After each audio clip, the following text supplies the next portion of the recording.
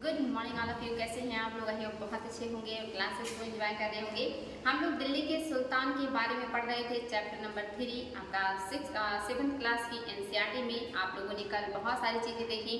कल हम लोगों ने सुल्तानों का क्रम देखा, उनका कार्यकाल देखा और उनसे जुड़ी हुई कुछ महत्वपूर्ण बातों के बारे में देखा। आज हम लोग सुल्तानों को एक नज़र देखते हुए आगे बढ़ेंगे और बचे हुए पार्ट्स को देखेंगे और आज के आंसर राइटिंग भी आप लोगों को करने हैं। मैंने आप लोगों से कहा था कि सुल्तानों से जुड़ी हुई जो बातें बताई हैं वो आप लोग नोट कर सकते हैं या कमेंट बॉक्स में लिख सकते हैं। अगर आप लोग लिखेंगे तो अच्छा लगेगा। तो चलिए देख लेते हैं दिल्ली के शासक जिनके बारे में हम लोगों ने कल देखा था कि दिल्ली पर सबसे पहले शासन किया था राजपूत वंश के शासकों ने, जिसमें सबसे पहले शासन करने वाले हैं आपके तोमर वंश। तोमरों के बाद आपने देखा था कि जो शासन किया है वो चौहान वंश का अधिकार हो गया था दिल्ली पर। चौहान के बाद आपके प्रारंभिक तुर्क शासक आए हैं, जिसमें कुतुबुद्दीन ऐबक थे, आराम शाह, गयासुद्दीन तुगलक, आपके रुकनुद्दीन फिरोज रजिया और फिर मोइनुद्दीन बहराम शाह। ये जो है इनका क्रम है, ये ईयर और उनका क्रम याद रखिएगा, बेहद इंपॉर्टेंट है। कुतुबुद्दीन ऐबक गुलाम वंश के संस्थापक माने गए हैं। इल्तुतमिश को दिल्ली सल्तनत का वास्तविक संस्थापक माना गया है। रजिया पहली महिला हैं जो कि सल्तनत में एक तरीके से कहेंगे सुल्तान बनी हुई हैं। और इसके नाम आप लोगों ने देखा था बलबन को, जो लौह एवं रक्त की नीति के लिए जाने जाते हैं। जिले इलाही की उपाधि धारण करी थी इन्होंने। काफ़ी सख्त मिजाज के ये राजा हैं। तो आपके बलबन के बारे में भी आपने देखा, उसके बाद आपने कैलकुबाद भी देखा। तो ये सारी चीज़ें हम लोगों ने कल देख लिया था। हम लोगों ने खिलजी राजवंश के बारे में भी देखा था, जिसमें जलालुद्दीन जो खिलजी हैं ये खिलजी राजवंश के संस्थापक थे।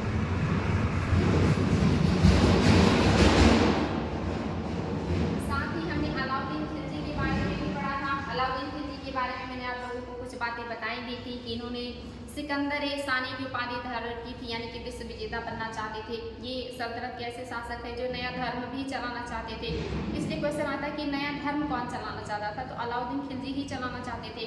खुम्स जो है इन्होंने 80% लिया था और मात्र 20% सैनिकों को दिया था। ये क्वेश्चन भी आता है कि जो लूट का माल है जिसको खुम्स कहते हैं, इसमें 80% हिस्सा किस शासक ने लिया, तो अलाउद्दीन खिलजी और मोहम्मद बिन तुगलक दोनों लोगों ने खुम्स का 80% रखा था और मात्र 20% सैनिकों को दिया था। साथ ही हमने ये भी देखा था कि दिल्ली सल्तनत का पहला सुल्तान जिसने जनता के ऊपर 50% टैक्स लगाए थे वो आपके अलाउद्दीन खिलजी ही हैं। आगे चल करके मोहम्मद बिन तुगलक भी 50% टैक्स लगाने का काम करते हैं। तो ये बातें याद रखिएगा अलाउद्दीन खिलजी के बारे में। इनके बारे में और बहुत सारी बातें हमने कल बताई थी। इसके बाद हमने देखा था कि यहाँ पे कुछ और भी शासक हैं जो आए हैं। लास्ट शासक थे कुतुबुद्दीन मुबारक शाह खिलजी वंश के, जिनकी हत्या करने के बाद गयासुद्दीन तुगलक ने तुगलक वंश की नींव डाली थी। गयासुद्दीन जो तुगलक है इन्होंने मंगोलों के आक्रमण को असफल किया था, दिल्ली के साम्राज्य का काफ़ी विस्तार किया था। ये सारी चीज़ें याद रखिएगा। इन्होंने तुगलकाबाद नामक नगर की स्थापना भी की थी दिल्ली में और बंगाल तक का अभियान बड़े पैमाने पे किया था, लेकिन इनकी मृत्यु हो गई थी। तो मोहम्मद बिन तुगलक शासक बने थे। मोहम्मद बिन तुगलक ने भी कुछ परियोजनाएं चलाई हैं, उनका क्रम भी पूछा जाता है। जैसे पहले इन्होंने द्वाब में कर वृद्धि किया, उसके बाद इन्होंने राजधानी परिवर्तन किया, उसके बाद इन्होंने फिर से आप देखेंगे जो है सांकेतिक मुद्राएं चलाई, जो कि जब गांव में कर वृद्धि किया, थोड़े पैसे आए तो इन्होंने राजधानी परिवर्तन किया जिसमें काफ़ी धन खर्च हुआ। उसके बाद इन्हें फिर से पैसे की जरूरत पड़ी तो उन्होंने सांकेतिक मुद्राएं चला दी। सांकेतिक मुद्रा का मतलब होता है ऐसी धातु की मुद्रा जो मुद्रा पे अंकित वैल्यू से उसका एक्चुअल वैल्यू कम हो, यानी कि जितने की वो मुद्रा बनी हो उस धातु से ज़्यादा उसमें मूल्य लिखा हो। जैसे वर्तमान में जो 10 रुपये के सिक्के हैं, 5 रुपये के सिक्के हैं, ये सब सांकेतिक हैं। अगर आप 10 रुपये के सिक्के को पिघला करके बेचने जाएंगे तो आपको 10 रुपये का धातु प्राप्त नहीं होगा। तो ये सांकेतिक मुद्राएं हैं जो कि इन्होंने चलाए थे और ये इनके फ्लॉप रहे थे। कराची अभियान भी इनका फ्लॉप रहा, जो कि इन्होंने एक साल पहले ही एक या कहिए कि 1 साल का अग्रिम वेतन सैनिकों को दे दिया था कि ये मध्य एशिया का अभियान करेंगे, वो भी सफल नहीं रहा। तो इन्हें बहुत सारे जो मतलब सुल्तान हैं या बहुत सारे जो लोग हैं इनको पागल सुल्तान भी कहते हैं और कुछ तो इन्हें रक्त पिपासु सुल्तान भी कहते हैं। लेकिन ये सल्तनत काल के सबसे विद्वान हैं, राजा हैं। ये क्वेश्चन भी आता है सबसे विद्वान शासक कौन थे, मोहम्मद बिन तुगलक। ये भी क्वेश्चन आता है सल्तनत काल का कौन सा सुल्तान था जो हिंदुओं की होली और दीपावली के त्यौहार में शामिल होता था, तो मोहम्मद बिन तुगलक ही हैं जो होली और दीपावली में शामिल होते थे। साथ ही मोहम्मद बिन तुगलक ने बहुत सारे अच्छे काम भी किए थे। जैसे आप देखेंगे इन्होंने जो है मतलब लोगों के लिए सार्वजनिक व्यवस्थाएं की थी। जैसे ये क्वेश्चन आता है कि जो कौन सा शासक है जो नक्षत्रों का ज्ञान रखता था, तो भी मोहम्मद बिन तुगलक ही रखते थे, लेकिन बहुत विद्वान थे। और लेकिन समस्या क्या हुई, इन्होंने अपनी नीतियों को बहुत जल्दबाजी में लागू कर दिया, उसको सही तरीके से इम्प्लीमेंट नहीं कर पाए, इसलिए इनको पागल सुल्तान कहा जाता है। लेन पुल ने इनके बारे में यहाँ तक जो है लिख दिया था कि ये जो है इनकी मृत्यु पर जनता को इनसे और इनको जनता से मुक्ति मिल गई, ऐसा भी स्टेटमेंट लेन पुल ने मोहम्मद बिन तुगलक के बारे में कहा है।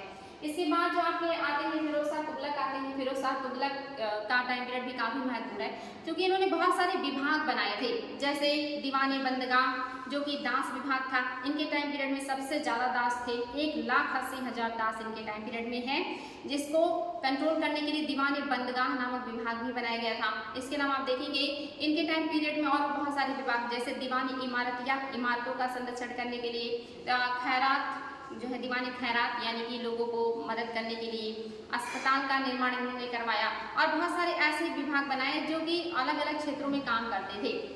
इसके अलावा सबसे ज़्यादा बाग बगीचे इन्होंने ही लगवाए, सबसे ज़्यादा नहरों का निर्माण इन्होंने किया है। ये सारे क्वेश्चन बनते कि सबसे ज़्यादा नहर किसने बनवाए हैं, फिरोज शाह तुगलक ने बनवाए हैं। बाग बगीचे सबसे ज़्यादा किसने लगवाए हैं, फिरोज शाह तुगलक ने लगवाए हैं। तो ये सारी चीज़ें याद रखिएगा फिरोज शाह तुगलक के बारे में, जो कि हम लोग पढ़ चुके हैं। बहुत फास्ट तरीके से कल की क्लास का थोड़ा थोड़ा रिविजन कर रही हूँ कि कैसे कैसे ये राजवंश जो है वो आगे बढ़ा था और हम लोगों ने कहाँ तक पढ़ा था। तो हम लोगों ने ये सारी चीज़ें देखी थी, आप लोगों ने कल देखा था। इसके बाद आ गया था आपका सैयद वंश। सैयद वंश में आपने देखा था खिजर खां संस्थापक थे। इसके बाद आते हैं मुबारक शाह, फिर मोहम्मद, फिर अलाउद्दीन आलम शाह आते हैं। और इसके बाद आपका आ जाता है लोदी वंश, जिसमें सिकंदर लोदी को हम लोगों ने देखा था, बहलोल लोदी को देखा और इब्राहिम लोदी को देखा था। कल हम लोगों ने यहाँ तक का टाइम पीरियड देख लिया था और यहाँ तक की सारी चीज़ें उम्मीद है कि आप लोगों को क्लियर हो गई होंगी। आज हम लोगों को यहाँ से आगे बढ़ना है। आज का क्लास आपका यहाँ से शुरू हो रहा है, ध्यान से क्लास को देखिएगा, क्योंकि आज आप लोगों को आंसर राइटिंग भी करनी है। तो सावधानी से बाकी बातों को अब सुनना है आपको, क्योंकि अभी तक की बातें काफ़ी महत्वपूर्ण थी। उन सारे पॉइंट को उम्मीद है कि आप लोगों ने नोट किया होगा, और अगर किसी भी तरह की समस्या होती है कमेंट बॉक्स में लिखिएगा, उसको दूर करने का प्रयास किया जाएगा। तो आज है दिल्ली के सुल्तानों के बारे में जानकारी कैसे, जो दिल्ली के सुल्तान हैं इनके बारे में जानकारी हमें कैसे प्राप्त होता है, कौन से वो सोर्सेज हैं जिससे दिल्ली के सुल्तानों के बारे में जानकारी मिलता है। तो कह रहा है कि हालांकि अभिलेख है, यानी कि अभिलेख आप पहले ही पढ़ चुके हैं कि किसे अभिलेख कहते हैं, सिक्कों और स्थापत्य जिसमें भवन निर्माण कला आता है, इसी को हम कहते हैं आपका भवन निर्माण कला को ही हम कहते हैं स्थापत्य। ये चीज याद रखिएगा, स्थापत्य कहते हैं भवन निर्माण कला को। वेरी वेरी इंपॉर्टेंट ये तथ्य है। चलिए आगे बढ़ते हैं, मैं कलर चेंज कर ले रही हूँ। आप लोगों को कल थोड़ा सा ग्रीन कलर से समस्या हो रही थी, इसलिए मैंने इसको चेंज कर दिया है। के माध्यम से काफी सूचना मिलती है, यानी कि उस समय के टाइम पीरियड के शासकों के बारे में सूचना मिलने के जो पुरातात्विक स्रोत हैं उसमें आपके अभिलेख हैं, जिसमें हो सकता है लिखी हुई सारी चीजें शामिल होती हैं। इसके अलावा आपके सिक्के हैं, और इसके अलावा स्थापत्य यानी कि भवन निर्माण कला को स्थापत्य कहते हैं, के माध्यम से काफी सूचना मिलती है। मगर और भी महत्वपूर्ण इतिहास, तारीख यानी कि जिसको एक वचन में कहते हैं तारीख, इसी को बहुवचन में कहते हैं तवारीख है, जो सुल्तानों के शासनकाल में प्रशासन की भाषा फारसी में लिखी गई है। ये जो बहुत इंपॉर्टेंट है, कई बार आयोग ने पूछा है कि सल्तनत काल का प्रशासनिक भाषा क्या थी या राजकीय भाषा क्या है, तो फारसी इनकी राजकीय भाषा है। उर्दू सही नहीं करना है, फारसी इनकी राजकीय भाषा है, जिसमें लिखी गई है तारीख और तवारीख, यानी कि उस समय की रचनाएं जो शासकों के बारे में लिखी गई हैं। इससे भी हमें उस समय के शासन के बारे में पता चलता है। तो याद रखिएगा, आपके अभिलेख भी हैं, सिक्के भी हैं, इमारतें भी हैं, और आपकी फारसी भाषा में लिखी गई बहुत सारी कृतियाँ, रचनाएं, जिससे उस समय के सुल्तान के बारे में हमें जानकारी मिलती है। ये सारे उस समय के बहुत सारे फिगर दिए हुए हैं जो आप देख सकते हैं। आगे कह रहा है तवारीख के लेखक सचिव, प्रशासक, कवि और दरबारियों जैसे सुशिक्षित व्यक्ति होते थे, जो घटनाओं का वर्णन भी करते थे और शासकों को प्रशासन संबंधी सलाह भी देते थे। वे न्याय संगत शासन के महत्व पर बल देते थे। जो ये तवारीख लिखने वाले लेखक हैं, कवि हैं, विद्वान हैं, ये लोग लिखते भी थे, राजा को प्रशासन में सलाह भी देते थे, उनको मदद भी करते थे, उनकी हेल्प करते थे, और प्रशासन को सही तरीके से न्याय संगत तरीके से चलाने में राजा की मदद भी करते थे। क्योंकि मोस्टली ये लोग क्या होते थे, पढ़े लिखे होते थे, विद्वान होते थे तो निश्चित ही राजा की मदद कर सकते हैं। ये देखिए न्याय चक्र क्या है, ये पॉइंट काफी महत्वपूर्ण है। न्याय चक्र को ध्यान से देखिएगा। न्याय चक्र का क्या तात्पर्य है, कह रहा है कि 13वीं सदी के इतिहासकार, नाम याद रखिएगा क्या है, फ़ख्र-ए-मुदब्बिर ने लिखा था राजा का काम सैनिकों के बिना नहीं चल सकता। बिल्कुल सही है, राजा का काम बिना सैनिकों के नहीं चल सकता। सैनिक वेतन के बिना नहीं जी सकते, यानी कि सैनिकों को वेतन चाहिए, अगर वेतन नहीं मिलेगा तो उनका भरण पोषण नहीं होगा। इसके अलावा वेतन आता है किसानों से एकत्रित किए गए राजस्व से, अगर राजस्व नहीं होगा तो वेतन नहीं होगा, वेतन नहीं होगा तो सैनिक नहीं होंगे, सैनिक नहीं होंगे तो राजा नहीं होगा।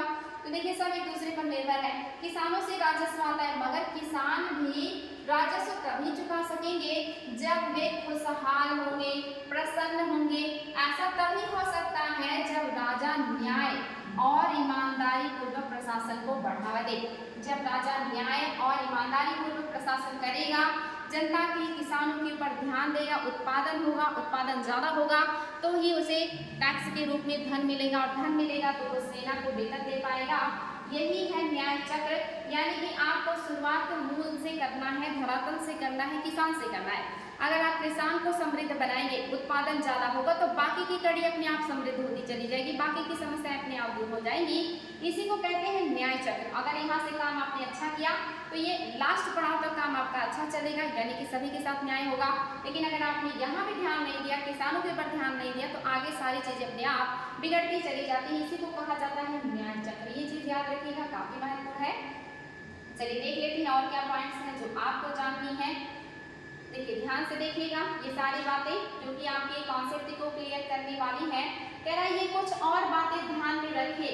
तवारीख के लेखक नगरों में, विशेषकर दिल्ली में रहते हैं। जो लेखन का काम कर रहे हैं ये ज्यादातर कहाँ है, नगर में, और खास करके दिल्ली, क्योंकि दिल्ली राजधानी है, राजधानी में राजा है, राजा ही ऐसे लोगों को संरक्षण देते हैं, उनका भरण पोषण करते हैं, तो निश्चित ही उन्हीं के पास होंगे और उनकी प्रशंसा में, उनके बारे में लिखने का प्रयास करेंगे ताकि उनको इनाम मिले। कह रहा गाँव में शायद ही कभी रहते हो, यानी कि ये लोग शायद ही कभी गाँव में रहते हो।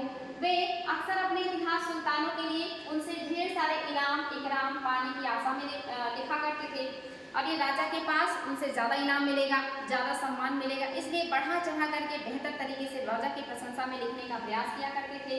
आगे कह रहे ये लेखक अक्सर शासकों को जन्म सिद्ध अधिकार और लिंग भेद पर आधारित आदर्श समाज व्यवस्था बनाए रखने की सलाह देते थे। देखिए ये लोग गलत काम भी करते थे। गलत काम क्या है, ये कह रहे हैं कि शासकों को क्या कहते थे कि आपको जन्म सिद्ध अधिकार मिला है, आप जन्म सिद्ध अधिकारी हैं शासन करने के, ये अधिकार आपसे कोई छीन नहीं सकता। इसके अलावा ये भी कहते हैं कि शासन मोस्टली पुरुष होते थे, तो ये कहते हैं कि शासन करने का अधिकार पुरुषों का है, महिलाओं को नहीं है। तो लिंग भेद का भी ये लोग बढ़ावा दे रहे हैं और राजा को कह रहे हैं कि आपको जन्म सिद्ध अधिकार है, आप शासन करें। पर आधारित आदर्श समाज व्यवस्था बनाए रखने की सलाह भी देते हैं। राजा का दिमाग भी खराब कर रहे हैं या विचार बदल रहे हैं। उनके विचारों से सारे लोग सहमत नहीं होते थे। बिल्कुल सही है, सारे लोग इनके विचारों से सहमत नहीं होंगे, बिल्कुल नहीं होंगे। जो लोग ज़्यादा समझदार हैं या ज़्यादा धर्म निरपेक्ष हैं या ज़्यादा लिंग निरपेक्ष हैं, वो ऐसे विचारों को सहमति बिल्कुल भी नहीं देने वाले।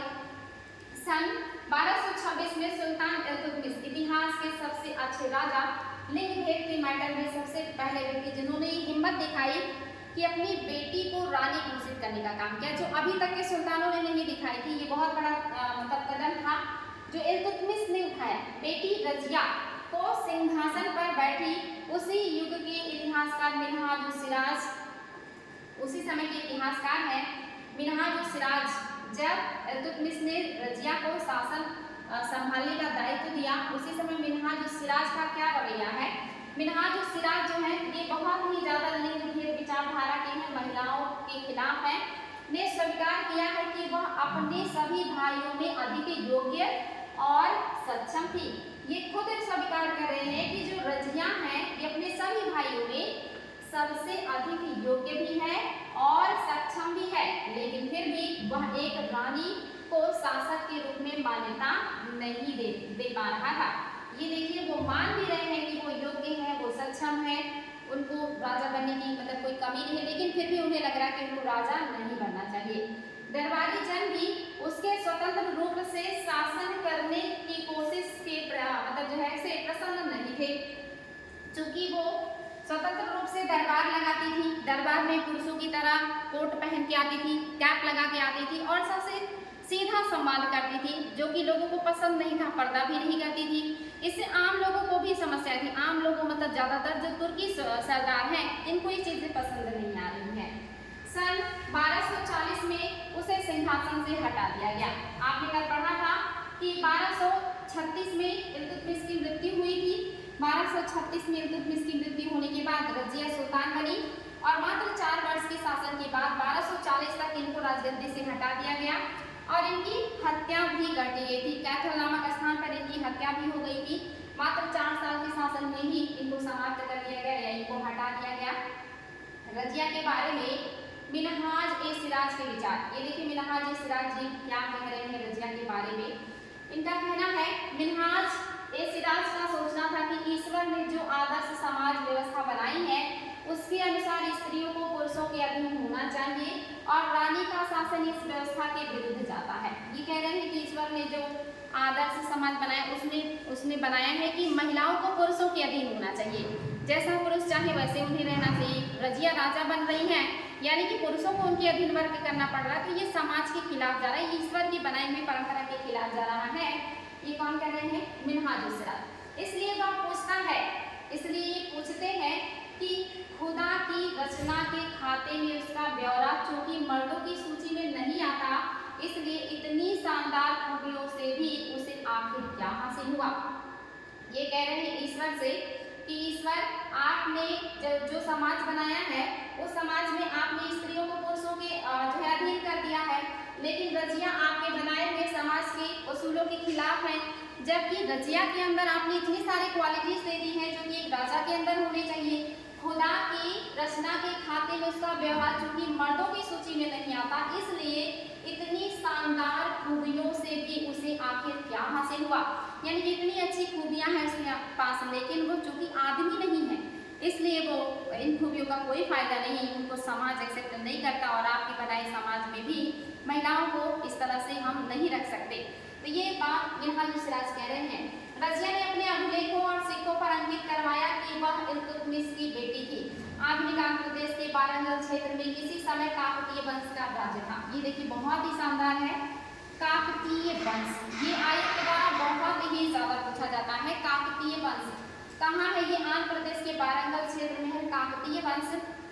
उस वंश की रानी थी रुद्रदमा देवी। ये क्वेश्चन आता है, रानी रुद्रदमा देवी कौन से वंश की शासिका है? काकतीय राजवंश की। Very very important. शासिका बनी कब है? 1262 से लेकर 1289 के बीच में रानी रुद्रदमा देवी का शासन है। काकतीय राजवंश की रानी है।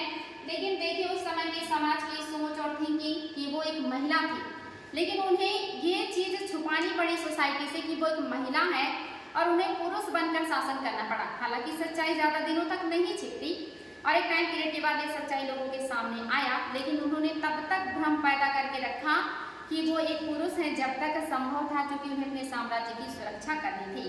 और ये चीज रानी रुद्रदमा ने किया है। काकतीय राजवंश की है, टाइम पीरियड 1262 से 89 का है। मध्यकाल में महिलाओं की स्थिति बहुत खराब हो चुकी है। कोई भी व्यक्ति इस चीज को एक्सेप्ट करने को तैयार नहीं कि एक महिला शासन करेगी। यहाँ पे इनको मजबूरन ऐसा करना पड़ा। के व्यवहार से रजिया का व्यवहार बिल्कुल विपरीत है। रजिया तो खुले आम दरबार लगा रही है, खुले आम इन्होंने अपने आप को शासक बनाया है, क्योंकि इनके पिता का सपोर्ट था। रुद्रदमा देवी को सपोर्ट नहीं मिला तो इन्होंने अपने आप को छुपा करके पुरुष बन के शासन किया, तब तक जब तक संभव रहा। तो ये देखिए दोनों लोग लगभग एक दूसरे के आसपास हैं। ये 1236 में बन रही है शासिका और वो 1262 में बन रही है, और ये लोग क्या है? आसपास ही है जब ये लोग शासन करने का काम कर रहे हैं। रुद्रदमा देवी ने अपने अभिलेखों में अपना नाम पुरुषों जैसा लिखवाकर अपने पुरुष होने का भ्रम पैदा किया था। एक और महिला शासिका की कहानी सुन लीजिए, शानदार है, बहुत ही शानदार। उस समय महिलाओं में इनका भी नाम बहुत ही उच्च है और एग्जाम में बहुत ज़्यादा पूछा जाता है। इतिहास में कुछ महिलाएं ऐसी हैं जिनको आयोग को पूछना ही पड़ता, उनको इग्नोर नहीं कर सकते। इसमें से एक महिला है, कश्मीर की रानी है। पहली बात ये याद रखिएगा कहाँ की रानी है, पूछा जाता है कश्मीर। नाम क्या है? रानी दिद्दा। इनको इनकी जनता प्यार से दीदी कहती रही, इसलिए दिद्दा है। इनका टाइम पीरियड भी देख लीजिए, 980 से 1003 के बीच का इनका टाइम पीरियड है। हालांकि इन्होंने शासन लगभग 50 वर्षों तक किया है। यहाँ पे टाइम पीरियड पूरा बढ़िया से नहीं दिया है। ऐसा माना जाता है कि लगभग 50 वर्षों तक शासन किया है, जो कि एक बहुत ही बड़ी बात थी कि एक महिला ने 50 वर्षों तक शासन किया। उनका नाम दीदी यानी कि बड़ी बहन से निकला होगा, इसलिए इनको दिद्दा कहा गया है। ये किस वंश की थी, ये क्वेश्चन भी आता है। ये लोहार वंश की पुत्री थी, लोहार वंश की पुत्री थी। और इनका विवाह किस वंश में हुआ, ये क्वेश्चन भी आता है। विवाह हुआ था उत्पल वंश में। ये क्वेश्चन आता है कि रानी दिद्दा कहाँ की शासिका है, कश्मीर की, या कश्मीर की कौन सी रानी थी, तो दिद्दा। किस वंश की पुत्री है, लोहार वंश की। किस वंश में विवाह हुआ था, उत्पल वंश में हुआ था। ये बहुत इंपॉर्टेंट है। इनके पति का नाम था क्षेमगुप्त, पति का नाम था क्षेमगुप्त, जिनसे विवाह हुआ था, लेकिन इनकी मृत्यु जल्दी ही हो जाने की वजह से रानी दिद्दा ने खुद शासन संभाला था। तो ये 3 महिलाओं का नाम याद रखिएगा। रुद्रदमा देवी काकतीय वंश वारंगल, रुद्र और इसके अलावा दिद्दा कश्मीर उत्पल वंश, और आपकी रजिया दिल्ली सल्तनत की। ये चीजें आपके लिए काफी महत्वपूर्ण है। आगे है, प्रजा ने अपनी प्रिय रानी को यह स्नेह भरा संबोधन दिया होगा। मिन्हाज के विचार अपने शब्दों में व्यक्त कीजिए। क्या आपको लगता है कि रजिया के विचार भी यही थे? तो ऐसा बिल्कुल भी नहीं है। मिन्हाज और सिराज का विचार काफी रूढ़िवादी है, पुरुष प्रधान समाज से प्रभावित विचारधारा के हैं, तो निश्चित ही रजिया से तो मेल खा ही नहीं सकता। आगे देखिए, दिल्ली सल्तनत का विस्तार गैरसन शहर से साम्राज्य तक। ये चीज याद रखिएगा, गैरसन शहर क्या है। गैरसन शहर का मतलब किलेबंद वो नगर या शहर जिसमें राजा, उनकी सेना और उनके साजो सामान, उनका पैसा रहता था, उसको गैरसन शहर कहते थे। चलिए इसको हम और डिटेल में देख लेते हैं कि गैरसन शहर क्या है और गैरसन शहर से कैसे साम्राज्य विस्तार हुआ। 13वीं शताब्दी के आरंभिक वर्षों में दिल्ली के सुल्तानों का शासन गैरिसन या गैरिसनों इसको कह रहा है, गैरिसन को ही गैरिसनों कह रहा है। गैरिसन यानी कि गैरिसनों, जिसको कहा जाता था रक्षक सैनिकों की टुकड़ियों। रक्षक सैनिकों की टुकड़ियों के अंदर ये शासन कर रहे हैं या उनके कंट्रोल में है या कहीं कि उनसे घिरे हुए हैं, के निवास के लिए बनाए मजबूत किले। यानी कि ऐसा किला जो सैनिक टुकड़ियों के निवास के लिए बनाया गया है, वो मजबूत किला। वहीं से राजा शासन करना शुरू करता, धीरे धीरे साम्राज्य विस्तार करके साम्राज्य का निर्माण कर लेता है। शहरों से परे शायद ही कभी फैला हो। ये जो गैरसन शहर है या जो मजबूत किला है, ये शहर के अंदर ही होके रह गया, शहर के बाहर नहीं गया। धीरे धीरे करके ये गैरसन शहरों के बाहर गए। शहरों से संबंध लेकिन उनसे दूर भीतरी प्रदेशों पर उनका नियंत्रण ना के बराबर था और इसलिए उन्हें आवश्यक सामग्री, रसद आदि के लिए व्यापार कर या लूटमार पर निर्भर होना पड़ता था। शुरुआती दौर के जो शासक हैं वो गैरिसन शहर में हैं। गैरिसन शहर का मतलब होता है ऐसा किलाबंद बस्ती जो कि काफी मजबूत दीवारों से घिरी हो और जिसमें राजा अपनी सैनिक टुकड़ी के साथ रहती हो। क्योंकि साम्राज्य विस्तार नहीं कर रहे हैं तो उनको अपना खर्चा चलाने के लिए लूटपाट करना, कर एकत्र करना, व्यापार करना, यही सब माध्यम है, उसी से उनका खर्चा चलेगा। तो शुरुआती दौर में शहरों के किलेबंद बस्तियों में ही राजा सिमट के रह गए थे, लेकिन धीरे धीरे करके उन्होंने अपने साम्राज्य का विस्तार किया और फिर वो साम्राज्य निर्माता बन गए। आगे देख लीजिए और भी बातें हैं। दिल्ली से सुदूर बंगाल और सिंध के गैरसन शहरों का नियंत्रण बहुत ही कठिन था। दिल्ली से दूर जो गैरसन शहर थे उनके ऊपर नियंत्रण करना काफी मुश्किल था, क्योंकि वो काफी दूर है दिल्ली से। युद्ध, बगावत, बगावत मतलब होता है विद्रोह, युद्ध, यहाँ तक कि खराब मौसम से भी उनसे संपर्क के नाजुक सूत्र थे वो टूट जाया करते थे। अगर कभी विद्रोह हो जाए तो भी राजा का कनेक्शन टूट गया, अगर युद्ध हो जाए तो भी कनेक्शन टूट गया, अगर मौसम खराब हो जाए तो भी कनेक्शन टूट जाया करता था, क्योंकि रास्ते नेचुरल होते थे, संपर्क के साधन भी नेचुरल होते थे और जैसे बाधित होते थे तो राजा को वहाँ की सूचना नहीं मिलती थी।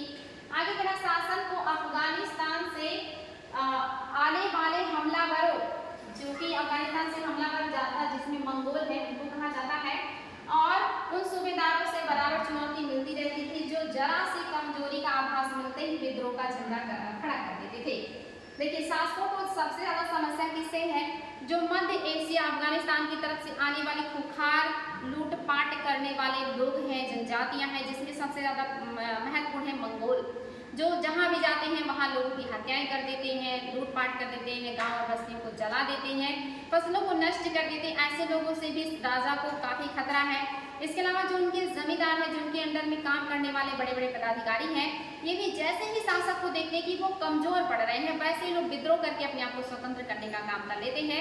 इसलिए राजा के लिए सबसे बड़ी चुनौती दो लोग हैं, एक तो मंगोल या विदेशी आक्रमणकारी और दूसरा अपने ही सरकारों का विद्रोह करना या उनके खिलाफ जाना। इन चुनौतियों के चलते सल्तनत बड़ी मुश्किल से किसी तरह अपने आप को बचाए हुए थी, यानी कि इतनी सारी चुनौतियां हैं, समस्याएं हैं, फिर भी सल्तनत अपने आप को सुरक्षित करने में कामयाब रही। इसका संस्थापक गयासुद्दीन बलबन के शासनकाल में हुआ, यानी कि ये जो मजबूत अपने आप को साम्राज्य स्थापित कर पाए वो बलबन कर पाए, जिन्होंने बड़े पैमाने पे सेना रखी और उसको मंगोलों से सुरक्षा प्रदान करने का कोशिश किया। हालांकि मंगोलों का पहला आक्रमण इल्तुतमिश के टाइम पीरियड में ही देखने को मिला था, जब आपकी मकबरनी का पीछा करते हुए चंगेज खां रावी नदी या सिंध नदी के किनारे तक पहुंच गया था, लेकिन तब आक्रमण से हमारा जो दिल्ली सल्तनत है वो बच गया, बिकॉज उस समय इल्तुतमिश ने बड़े सूझबूझ से काम लिया, उन्होंने मकबरनी को शरण नहीं दिया था। इस वजह से मकबरनी वापस लौट गए और उनका पीछा करते हुए चंगेज खां भी लौट गए। लेकिन इनके बाद जब बाबर का जो मतलब बलबन है, इनके टाइम पीरियड में मंगोलों का आक्रमण हुआ, जिसमें इनका बड़ा पुत्र जो सबसे योग्य था वो मंगोलों से लड़ता हुआ मारा भी गया था। तो इस समय आप देखिए मंगोलों का आक्रमण हुआ, इन्होंने मजबूती भी दी अपने साम्राज्य को, मंगोलों से सुरक्षा की, और इसका विस्तार अलाउद्दीन खिलजी और मोहम्मद तुगलक के राज्यकाल में काफी ज्यादा हो गया। जो गैरसन शहर है, इससे बाहर धीरे धीरे करके राजा लोग अपने साम्राज्य का विस्तार कर रहे हैं, और जिसमें ज्यादा बड़ा योगदान अलाउद्दीन खिलजी ने दिया है। इन्हीं के गुलाम थे जिनको 1000 दिनारी कहा जाता था, या जिनका नाम था मलिक काफूर। इन्होंने दक्षिण के सभी क्षेत्रों से उन पर विजय जो है स्थापित करके उनको हरा के अपनी अधीनता स्वीकार करवाने में और इनसे टैक्स नजराने उपहार लेने में कामयाब रहे थे। तो इन्होंने अपने अप्रत्यक्ष रूप से साम्राज्य विस्तार दक्षिण तक कर लिया था। जो आगे चल के मोहम्मद बिन तुगलक होते हैं, ये काफी क्षेत्रों पर प्रत्यक्ष अधिकार करने में सफल हो जाते हैं। आपने सुना भी होगा विजयनगर के जो संस्थापक हैं हरिहर और बुक्का, इन सबको पकड़ के लेके आए थे मोहम्मद बिन तुगलक। इन सभी क्षेत्रों पर इन्होंने काफी हद तक कंट्रोल कर लिया था, लेकिन सही सूझबूझ से काम न करने की वजह से आगे चल के इनका साम्राज्य काफी कमजोर हो गया। लेकिन इनके टाइम पीरियड में दिल्ली सल्तनत का सबसे ज्यादा विस्तार हुआ था, याद रखिएगा, मोहम्मद बिन तुगलक। आगे है सल्तनत की भीतरी सीमाओं में जो अभियान चले, उनका लक्ष्य था गैरसन शहरों की पृष्ठभूमि में स्थित भीतरी क्षेत्रों की स्थिति को मजबूत करना। इन अभियानों के दौरान गंगा यमुना के द्वार से जंगलों को साफ कर दिया गया और शिकारी संग्राहकों तथा चारागाहों को उनके पर्यावास से हटा दिया गया या दूर भगाया गया होगा। यानी कि धीरे धीरे करके गंगा यमुना का जो द्वार है, यहाँ बहुत ज्यादा जंगल थे। शुरुआती दौर में यहाँ बहुत ज्यादा जंगल थे और उन जंगलों में रहते थे बनवासी या आपके जनजातीय। फिर इन जंगलों को साफ किया गया कृषि के लिए और इन जनजातियों को वहाँ से भगा दिया गया, वहाँ से विस्थापित कर दिया गया। फिर इन जंगलों में रहते थे, चारागाह का यूज करते थे, शिकार करते थे, वन से जो उत्पाद होता था उसको प्राप्त करते थे, उनको वहाँ से हटा दिया गया और उसके बाद उस जमीन को किसानों को दे दिया गया खेती करने के लिए, ताकि वहाँ से टैक्स बड़े पैमाने में वसूला जा सके और राजा के कोष में पैसे आए। वही कह रहा, जनजातियों को उखाड़ दिया गया, भगा दिया गया, वह जमीन किसानों को दे दिया गया। किसान कृषि करेगा तो टैक्स देगा और कृषि कार्य को प्रोत्साहन दिया गया, कृषि कार्य को बढ़ावा दिया गया। व्यापार मार्गों को सुरक्षा और क्षेत्रीय व्यापार की उन्नति के खातिर नए किले और गैरसन शहर और शहर बनाए गए या बसाए भी गए। यानी कि कृषि का विस्तार किया गया, व्यापारिक मार्गों को सुरक्षा दी गई, क्षेत्रीय व्यापार की उन्नति को बढ़ावा दिया गया, नए किले बनाए गए, गैरसन शहर बनाए गए और बसाए भी गए, ताकि हर तरह की समृद्धि आए, व्यापार भी बढ़े, कृषि भी बढ़े, आयात निर्यात भी बढ़े और समृद्धि आए और राजा का जो साम्राज्य है वो समृद्ध हो सके। उसके लिए सारे काम अब धीरे धीरे किए जा रहे हैं। दूसरा विस्तार सल्तनत की बाहरी सीमा पर हुआ। ये तो आंतरिक सीमा है, जो आपके दिल्ली से सटे हुए इलाके हैं, वहाँ पे सारी चीजें जो इम्प्लीमेंट की जा रही हैं। लेकिन बाहरी सीमाओं का क्या हाल है? तो ये कह रहा है कि दूसरा विस्तार सल्तनत की बाहरी सीमाओं पर हुआ। अलाउद्दीन खिलजी के शासनकाल में दक्षिण भारत को लक्ष्य करके सैनिक अभियान शुरू हुए और ये अभियान मोहम्मद तुगलक के समय में अपनी चरम सीमा पर पहुंच गए। देखिए, मैंने आपको बताया ना कि जो आपके अलाउद्दीन खिलजी हैं, इनके टाइम पीरियड में मलिक काफूर ने दक्षिण भारत का बड़े पैमाने पे अभियान किया और सभी को अपने अंडर में लाया, लूटमाट किया, काफी पैसे धन संपत्ति मिले। उसके बाद इसको और ज़्यादा विस्तार देने का काम मोहम्मद बिन तुगलक के समय में हुआ। तो सल्तनत काल में सबसे ज़्यादा विस्तार मोहम्मद बिन तुगलक के टाइम पीरियड में देखने को मिलता है। इस अभियान में सल्तनत की सेनाओं ने हाथी, घोड़े, गुलाम और मूल्यवान धातुएं अपने कब्जे में लिए। जब उन्होंने अभियान किया दक्षिण का, तो चूंकि दक्षिण में यहाँ के जंगल भी है, वहाँ से हाथी और घोड़े भी मिले, घोड़े ये भी दक्षिण से मिले, साथ ही गुलाम भी मिले उनको, और बहुमूल्य धातुएं, क्योंकि दक्षिण का क्षेत्र बहुमूल्य धातुओं के लिए प्राचीन काल से प्रसिद्ध है। तो वहाँ से आपने देखा था कोहिनूर हीरा भी मिला था उन्हें वारंगल के शासक से। आगे देखिए, दिल्ली सल्तनत की सेनाओं की शुरुआत अपेक्षाकृत कमजोर थी, मगर 150 वर्ष बाद मोहम्मद तुगलक के शासनकाल के अंत तक इस उपमहाद्वीप के विशाल क्षेत्र इसके युद्ध अभियान के अंतर्गत आ चुका था। शुरुआत में दिल्ली सल्तनत की जो सेना है बहुत मजबूत नहीं है। इल्तुतमिश ने एकता व्यवस्था शुरू की थी। एकता व्यवस्था के तहत वो किसी मतलब जो सरदार होते थे उनको एक लैंड दे देते थे और बोलते थे उससे जो इनकम होगा उससे आप अपनी सेना का काम, उनका खर्चा उठाएंगे, अपना खुद का खर्चा उठाएंगे, वहाँ का प्रशासन देखेंगे और उससे जो अतिरिक्त होगा वो फवाजिल के रूप में हमारे राजकोष में जमा करेंगे। इल्तुतमिश पहले व्यक्ति थे जिन्होंने खलीफा से खिलअत यानी कि कीमती वस्त्र और प्रमाण पत्र प्राप्त करके विधिवत शासक बने थे, लेकिन उतनी मजबूत सेना इनकी भी स्थापित नहीं हो पाई। इसके बाद आते हैं आपके बलबन ने भी सेना स्थापित किया, लेकिन बहुत बड़े पैमाने पर सेना इनकी भी नहीं थी। अलाउद्दीन खिलजी ने अपनी सेना को विस्तार दिया, क्योंकि इनका सपना था विश्व विजेता बनने का, इसीलिए इन्होंने सिकंदर सानी की उपाधि धारण की। हालांकि उन्होंने इस सपने को छोड़ दिया था, क्योंकि भारत के ही सारे क्षेत्र अभी बचे थे जो उनको जीतना था, और मलिक काफूर की अधीनता में बहुत सारे क्षेत्रों को जीता भी गया, बहुत सारी धन संपत्ति भी इन्हें प्राप्त हुआ। तो आप देख रहे हैं कि इनके टाइम पीरियड में जो अलाउद्दीन खिलजी है सेना मजबूत हुई, लेकिन ये सेना और भी ज़्यादा अच्छी तरीके से मोहम्मद बिन तुगलक के टाइम पीरियड में देखने को मिला, जहाँ पे उन्होंने सेना को बहुत बड़े पैमाने पर भर्ती किया और अग्रिम 1 साल का इन्होंने वेतन भी दिया था। मध्य एशिया तक के अभियान का सपना था इनका, भारत के बड़े क्षेत्रों पर इन्होंने अधिकार भी किया था। तो ये कहना है कि जो आपके मोहम्मद बिन तुगलक है इनके राज्यकाल में जो सेना है इसका ज़्यादा विस्तार हुआ और महाद्वीप के बड़े क्षेत्र को युद्ध अभियान के अंतर्गत इन्होंने शामिल कर लिया। इसने शत्रुओं की सेनाओं को परास्त किया और शहरों पर कब्जा किया।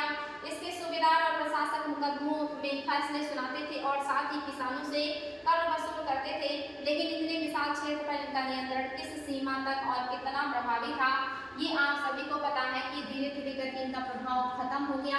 इनकी जो 3-4 नीतियां थी उसी की वजह से इनका प्रभाव समाप्त हुआ और लास्ट में इतना विद्रोह होने लगा कि ये विद्रोह ही दबाते रहे पूरे साम्राज्य में, कभी यहाँ से वहाँ और वहाँ से वहाँ। और इन्होंने खुद देखा कि मेरा साम्राज्य बीमार हो गया है, रुग्ण हो गया है। अगर मैं पैर का इलाज कराता हूँ तो सर में दर्द होता है, सर का इलाज कराता हूँ तो हाथ में दर्द होता है, समझ में नहीं आ रहा कि क्या करें। ये स्थिति हो गई थी मोहम्मद बिन तुगलक के टाइम पीरियड में, बहुत ज़्यादा विद्रोह हुए थे।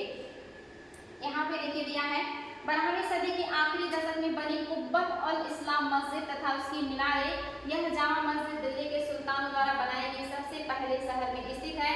इतिहास में इस शहर को दहली-ए-कुन्हा कहा गया है। इस मस्जिद का इल्तुतमिश और अलाउद्दीन खिलजी ने और विस्तार किया। मीनार 3 सुल्तानों कुतुबुद्दीन ऐबक, इल्तुतमिश और फिरोज शाह तुगलक द्वारा बनाई गई थी। यहाँ पे कह रहे हैं कि कुब्बतुल इस्लाम मस्जिद भारत का पहला मस्जिद था जिसको कुतुबुद्दीन ऐबक ने बनाया था, और ये ख्वाजा बख्तियार काकी के याद में उन्होंने बनाया था कुतुब मीनार। कुतुब मीनार के निर्माण में 3 शासकों का योगदान है। वही दिया है कि मीनार को ऐबक ने शुरू किया, इल्तुतमिश ने पूरा कराया, लेकिन क्षतिग्रस्त जब हो गया बिजली गिरने से, आकाशीय बिजली, तो उसके 5वें मंजिल को पूरा करने का काम फिरोज शाह तुगलक ने किया था। तो ये 3 राजा कुतुब मीनार से जुड़े हैं।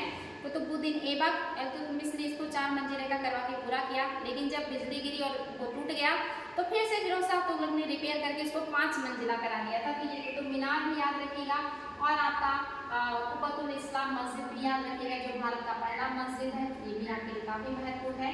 और ये सारी इमारतें बनाने का काम जो है कुतुबुद्दीन ऐबक ने किया था। कुतुबुद्दीन ऐबक ने 2.5 दिन का झोपड़ा भी बनाया था आजमेर में। आगे देखिए मस्जिद क्या है? यह अरबी का शब्द है जिसका शाब्दिक अर्थ है एक स्थान जहां मुसलमान अल्लाह की आराधना में सिजदा यानी कि घुटने और माथा टेक कर करते हैं। जामा मस्जिद, यह मस्जिद एक जामी व समजिद होती है जहां अनेक मुसलमान एकत्र होकर साथ साथ नमाज पढ़ते हैं। यहाँ पे एकत्र होकर लोग क्या करते हैं, नमाज पढ़ते हैं। नमाज की रस्म के लिए सारे नमाजियों में से सबसे अधिक सम्मानित और विद्वान पुरुष को इमाम यानी कि नेता के रूप में चुना जाता है। तो ये चीज याद रखिएगा, इमाम किसे कहते हैं, जो नमाजियों में जो नमाज अदा करने आए हैं उसमें जो सबसे विद्वान होगा उसे विद्वान पुरुष को कहा जाता था इमाम। ये चीज याद रखिएगा, इमाम का मतलब होता है नेता के रूप में चुना जाता था। इमाम शुक्रवार की नमाज के दौरान धर्मोपदेश यानी कि खुतबा भी देता है। नमाज के दौरान मुसलमान मक्का की तरफ मुख करके खड़े होते हैं। भारत में मक्का पश्चिम की ओर पड़ता है। मक्का की ओर दिशा को किबला कहते हैं। ये क्वेश्चन आता है कि किबला किसे कहते हैं, मक्का की ओर का जो पश्चिम दिशा है या यहाँ की पश्चिम दिशा को मक्का को ध्यान में रख करके किबला कहा जाता है। ये क्वेश्चन कई बार पूछा गया है, किबला क्या है। याद रखिएगा कि किबला क्या है, बहुत इंपॉर्टेंट है, क्योंकि भारत के पश्चिम में है मक्का, इसलिए आपका पश्चिम में जो मक्का का दिशा है ये किबला कहलाता है। नमाजियों का सबसे विद्वान व्यक्ति आपका इमाम कहलाता है। नमाज जो शुक्रवार का होता है ये सभी लोग इकट्ठा होकर के अदा करते हैं और इसलिए काफी महत्वपूर्ण होता है शुक्रवारी का नमाज। चलिए आगे बढ़ते हैं और देखते हैं कि क्या खास बातें यहाँ पे देखिए आपके उस समय के मकबरे वगैरह दिए हुए हैं जो कि कुछ खास नहीं है। इसमें देख सकते हैं यहाँ पे दिया हुआ है कि बेगमपुरी मस्जिद यहाँ मोहम्मद तुगलक के राज्यकाल में दिल्ली में उसकी नई राजधानी जहांपना नगर की स्थापना मोहम्मद बिन तुगलक ने किया है कि मुख्य मस्जिद के तौर पर बनाई गई थी। ये मतलब जहांपना के दिल्ली में है जो मोहम्मद बिन तुगलक ने बनाया है। ये जो आपका मस्जिद है बेगमपुरी मस्जिद, ये कहाँ है, जहांपना नगर में है, जो कि जहांपना नगर आपकी दिल्ली में है। बसाया किसने है, मोहम्मद बिन तुगलक ने। ये चीज याद रखिएगा, इंपॉर्टेंट है, मोहम्मद बिन तुगलक। चलिए और भी बहुत सारी बातें अभी हमें देखनी है, उसको भी देख लेते हैं हम। दिल्ली के सुल्तानों के सारे उपमहाद्वीप के अनेक शहरों में मस्जिदें बनवाई, इससे उनके मुसलमान और इस्लाम के रक्षक होने के दावे को बल मिलता था। समान आचार संहिता और आस्था का पालन करने वाले श्रद्धालुओं के परस्पर एक समुदाय से जुड़े होने, ये जो लोग बनवा रहे हैं इससे पता चला कि वो इस्लाम के प्रति अपने सम्मान को व्यक्त कर रहे हैं। समान रूप से जुड़े होने का बोध उत्पन्न करने में भी मस्जिद सहायक थी। एक समुदाय का अंग होने के बोध को प्रबल करना जरूरी था, क्योंकि मुसलमान अनेक भिन्न प्रकार के पृष्ठभूमि से आते हैं। मस्जिद बनाने का मेन रीजन क्या है कि आप अपने धर्म, अपने अल्लाह, अपने ईश्वर के प्रति सम्मान व्यक्त कर रहे हैं। इसके अलावा यहाँ पे लोग एक साथ इकट्ठा होते हैं, अलग अलग पृष्ठभूमि के होते हैं, कोई अमीर होता है, कोई गरीब होता है, कोई मध्यम वर्ग का होता है, सारे लोग एक साथ वहाँ पे इकट्ठा होते हैं।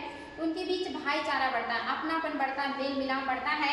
और यही कह रहा है कि ये क्या होती है, उनके बीच आपस में आत्मबोध, लगाव का भाव पैदा करती है। इसलिए ये अपने आप में काफी महत्वपूर्ण है। मस्जिद ये बढ़िया रोल अदा कर रही है, कम से कम लोगों को जोड़ने का काम कर रही है। आगे देख लीजिए चित्र 1, 2, 3, 4, 5 की तुलना कीजिए। इन मस्जिदों की समानताएं और असमानताओं के बारे में लिखना है, जो कि खास नहीं है। चलिए आगे बढ़ लेते हैं। खिलजी और तुगलक वंश के अंतर्गत प्रशासन और समेकन नजदीक से एक नजर। खिलजी और तुगलक वंश के अंतर्गत जो प्रशासन किया गया है उसको हम लोग थोड़ा सा देख लेते हैं कि क्या है प्रशासन खिलजी और तुगलक वंश का। कह रहा दिल्ली सल्तनत जैसे विशाल साम्राज्य के समेकन के लिए विश्वसनीय सूबेदारों तथा प्रशासकों की जरूरत थी। दिल्ली के प्रारंभिक सुल्तान विशेषकर इल्तुतमिश सामंतों और जमींदारों के स्थान पर अपने विशेष गुलामों को सूबेदार नियुक्त करना अधिक पसंद करते थे। इन गुलामों को फारसी में बंदगा कहा जाता था।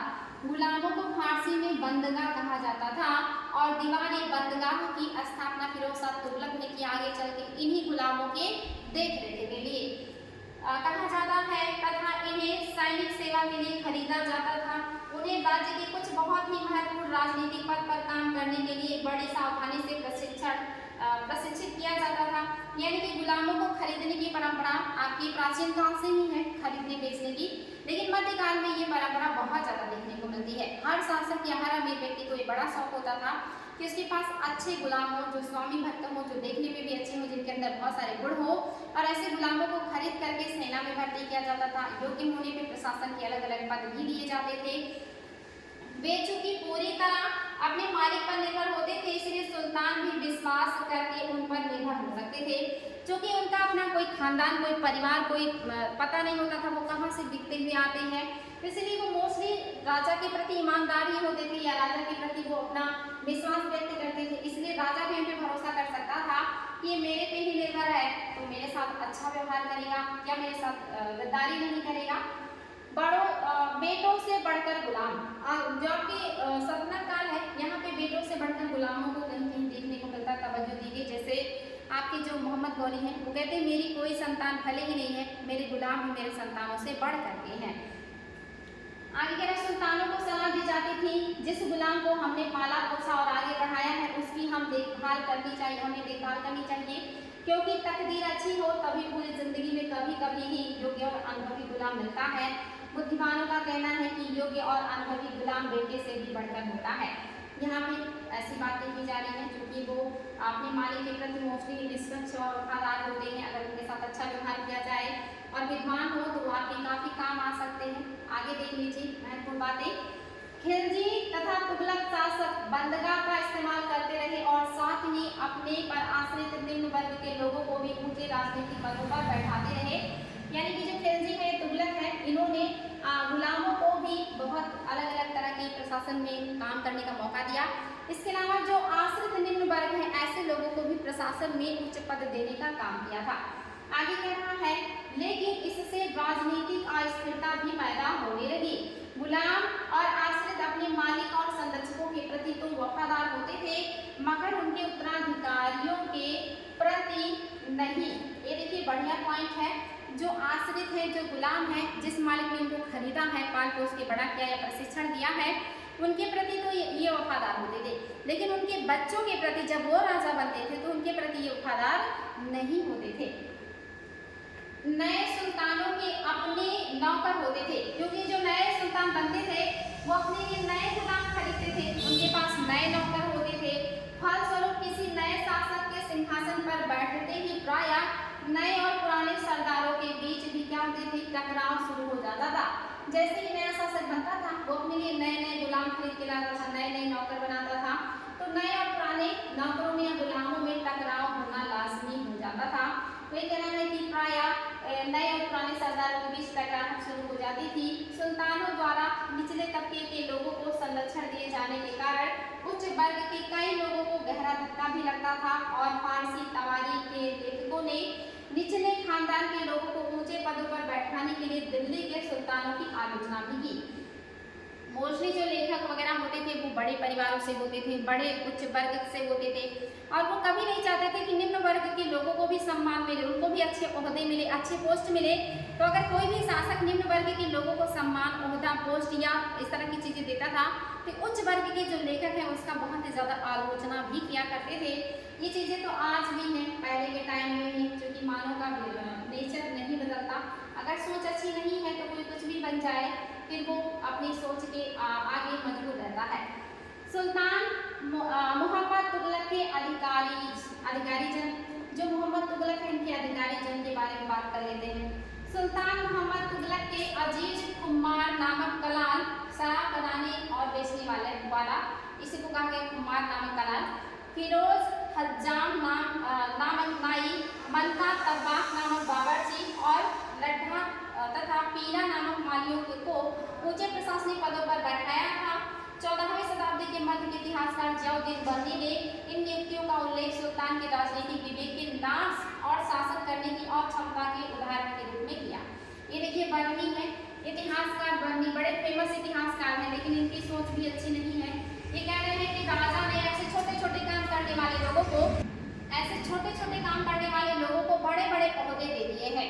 इससे पता चल रहा है कि जो राजा है, सुल्तान है, इसका क्या हो गया है, राजनीतिक विवेक नाश हो गया। इसका राजनीतिक विवेक जो है और शासन करने का जो मतलब क्वालिटी है वो नाश हो गया है। अब क्षमता है इसके अंदर क्षमता नहीं है कि ये सही निर्णय ले सके, इसका विवेक शून्य हो गया है। कभी किसी को भी प्रशासन में अच्छे ओहदे पे या पोस्ट पे बैठा दे रहा है। तो देखिए राइटर्स भी इतना पढ़े लिखे हो जाने के बाद भी सोच नहीं बदलती है। बहुत सारे राइटर हैं जो कि अपनी सोच के सामने मजबूर हैं और वो अच्छी चीज़ों का विरोध करते हैं, नई नई बदलाव को एक्सेप्ट नहीं करते हैं। देखिए राइटरों को देख के पता चल रहा होगा कि पढ़ा लिखा होना जरूरी नहीं है, किसी भी काम में सिर्फ पढ़ा लिखा होना जरूरी नहीं है। इंसान को अच्छा इंसान होने के लिए अच्छा इंसान होना जरूरी है, अच्छा सोच होना जरूरी है। आगे कह रहा है, पहले वाले सुल्तानों की ही तरह खिलजी और तुगलक शासकों ने भी सेना नायकों को भिन्न भिन्न आकार के इलाकों के सूबेदार के रूप में नियुक्त किया। ये इलाके इक्ता कहलाते थे। ये देखिए जो आपके सरदार है इन्हें भिन्न भिन्न इलाकों का मालिक नियुक्त किया गया और ऐसे सूबेदारों को इक्ता कहा जाता था और उन्हें कहलाते थे और इन्हें संभालने वाले अधिकारी इक्तादार कहलाते थे और इस इक्ते का जो मालिक होता था वो इक्तादार कहलाता था। इसके अलावा इसको मुफ्ती भी कहते थे, इक्तादार और मुफ्ती, इक्तादार और मुफ्ती भी कहते थे। मुफ्ती का फर्ज था सैनिक अभियानों का नेतृत्व करना, यानी कि जो मुफ्ती है इक्तादार है इसका क्या फर्ज है, सैनिक अभियानों का नेतृत्व करेगा, ये सैनिक अभियानों का नेतृत्व करेगा और अपने इक्ताओं में कानून और व्यवस्था बनाए रखेगा, यानी कि उसका जो एरिया है जहाँ का प्रशासन उसको दिया गया है वहाँ पे कानून और व्यवस्था भी बनाएगा ये इक्तादार। आगे कह रहा है, अपनी सैनिक सेवाओं के बदले वेतन के रूप में मुफ्ती अपने इलाके से राजस्व की वसूली किया करते थे, यानी कि अपनी सेना का रखरखाव, उनके वेतन, उनके भत्ते, प्रशासन, न्याय, ये सारी चीजें देखने के लिए वो अपने इलाके का राजस्व वसूल कर सकते हैं जहाँ का उनको मालिक बनाया गया है। राजस्व के रूप में मिली रकम से ही वे अपने सैनिकों की तनख्वाह देते थे। मुफ्ती लोगों पर काबू रखने का सबसे प्रभावी तरीका, इन पर काबू रखने का सबसे प्रभावी तरीका क्या था, कौन से तरीके से इन पे काबू रखा जाता था कि उनका पद वंश परंपरा से ना चले और उन्हें कोई भी इक्ता थोड़े थोड़े समय के लिए ही मिले, यानी कि उनका जो शासन है, प्रशासन है, जो पद है वो वंश परंपरा पर आधारित ना हो, वंशानुगत ना हो, बल्कि उनके बाद वो इक्ता छीन लिया जाए और फिर दूसरे अधिकारी को दिया जाए जो योग्य है, उसको वंश परंपरा पर आधारित नहीं होना चाहिए। ये बढ़िया है, वंश परंपरा आने में अयोग्यता, भ्रष्टाचार, करप्शन अपने आप आ जाता है, तो ये वंश परंपरा पर नहीं होता था, बहुत अच्छी बात है। इसके अलावा जैसे आपके डीएम, पीसीएस सारे अधिकारी थोड़े थोड़े समय पे एक जगह से दूसरी जगह इनका तबादला कर दिया जाता है, उनको हटा दिया जाता है, तो ऐसी चीजें यहाँ देखिए इक्तादारों के लिए किया जाता है, इनका भी तबादला कर दिया जाता था, इनको भी हटा दिया जाता था। ये चीज याद रखिएगा, काफी महत्वपूर्ण पॉइंट है। ये चीजें उनको क्या करती थी, वफादार बना के रखती थी, यानी कि भ्रष्टाचार नहीं आने देती थी, प्रशासन में भ्रष्टाचार नहीं आता था। आगे कह रहा है, सुल्तान मतलब थोड़े थोड़े समय के लिए उन्हें दूसरी जगह स्थानांतरित कर दिया जाता था। सुल्तान अलाउद्दीन खिलजी और मोहम्मद बिन तुगलक के शासनकाल में नौकरी की इन कठोर नियमों का बड़ी सख्ती से पालन होता था, यानी कि जो नौकरी के नियम है कि वंशानुगत ना हो और उनका मतलब जो है तबादला होता रहे ताकि वो भ्रष्टीकरण ना हो, इसका सबसे ज़्यादा कठोरता से पालन कब हुआ है, अलाउद्दीन खिलजी के टाइम पीरियड में हुआ है और मोहम्मद बिन तुगलक के टाइम पीरियड में हुआ है। इन दोनों लोगों ने ज़्यादा सख्ती से इस नियम को फॉलो किया है या अपनाया है, ये चीज़ याद रखिएगा। अलाउद्दीन खिलजी तो इतने खुखार थे कि बाजार नियंत्रण प्रणाली के तहत अगर कोई सामान तौलते हुए जितने का डाणी मार लेता था, यानी कि कम तौलता था, उतने मांस उसके शरीर से काट के निकाल लिए जाते थे। इनके टाइम पीरियड में शराब पे पूरी तरह से प्रतिबंध था अलाउद्दीन खिलजी के समय, और अलाउद्दीन खिलजी के समय जितने बड़े प्रशासनिक अधिकारी थे वो वैवाहिक संबंध नहीं स्थापित कर सकते थे, वो मीटिंग नहीं कर सकते थे, मिल नहीं सकते थे, तो ये सारी चीज़ें इन्होंने प्रतिबंधित करके रखा हुआ था। सोचिए कितने ज़्यादा खुखार थे ये। आगे कह रहा है कि मुफ्ती लोगों द्वारा एकत्रित किए गए राजस्व की रकम का हिसाब लेने के लिए राज्य द्वारा लेखा अधिकारी नियुक्त किए जाते थे, यानी कि कितना टैक्स इनको प्राप्त हुआ था इसके लिए लेखा अधिकारी भी नियुक्त किया जाता था। मैंने आपको बताया था कि बलबन ने ऐसे जो है लोगों का कंट्रोल करने के लिए या इनके बलबन ने ऐसे लोगों का जो राजस्व है उसका देखभाल करने के लिए, नियंत्रण के लिए ख्वाजा नामक अधिकारी बनाया था। इक्तादारों के ऊपर कंट्रोल के लिए ख्वाजा नामक अधिकारी का निर्माण किया था, और ये जो ख्वाजा नामक अधिकारी है ये इनके ऊपर कंट्रोल करेगा कि ये ज़्यादा वसूल ना कर ले या चोरी ना कर ले। आगे कह रहे हैं इस बात का ध्यान रखा जाता था कि मुफ्ती राज्य द्वारा निर्धारित कर ही वसूले और तय संख्या के अनुसार सैनिक रखे। देखिए जितना निर्धारित कर है उतना ही वसूले, उससे ज़्यादा नहीं, और सेना भी उतना ही रखे जितना राजा ने निर्धारित ज़्यादा या कम वो नहीं रख सकता था। अगर ये ज़्यादा या कम होते तो इससे उसकी स्थिति मजबूत और कमजोर भी हो सकती थी। आगे देखिए, जब दिल्ली के सुल्तान शहरों से दूर आंतरिक इलाकों को भी अपने अधिकार में ले आए तो उन्होंने भूमि के स्वामी, सामंत और अमीर जमींदारों को भी अपनी सत्ता के आगे झुकने को बाध्य कर दिया। अलाउद्दीन खिलजी के शासनकाल में भू राजस्व के निर्धारण और वसूली के कार्य को राज्य अपने नियंत्रण में ले आया। स्थानीय सामंतों से कर लगाने का अधिकार छीन लिया गया, बल्कि स्वयं उन्हें भी कर चुकाने को बाध्य किया गया। ये देखिए, अलाउद्दीन खिलजी के टाइम पीरियड में क्या हुआ, एकता प्रणाली को समाप्त कर दिया गया, सारी भूमियों को जब्त कर लिया गया और उसको खालसा भूमि में तब्दील कर दिया गया। इतना ही नहीं, अब सारा टैक्स राजा खुद लगाएगा, खुद वसूल करेगा, जमींदार, साहूकार या सामंत नहीं वसूल करेंगे। अब सामंतों को भी टैक्स देना पड़ेगा। अलाउद्दीन खिलजी के टाइम पीरियड में इतना कठोर हो गया टाइम जो है नियम।